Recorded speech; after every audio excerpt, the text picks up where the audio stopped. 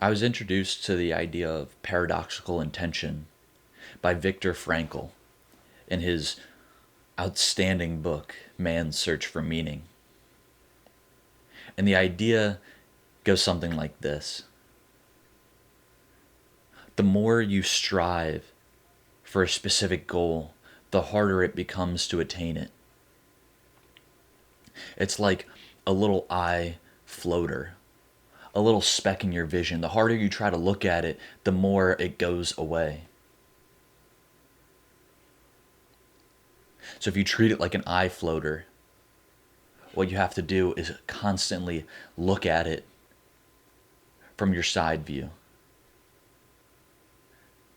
Now, I don't think money and fame are the most noble pursuits, but I'm not going to judge anyone for striving for that.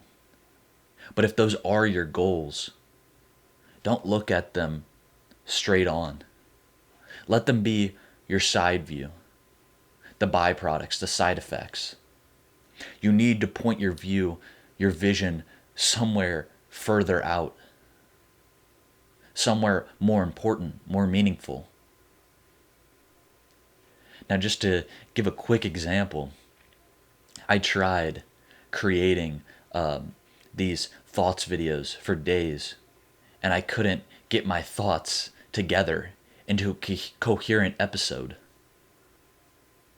So what I did is put all my camera equipment away and said, I'm not going to create.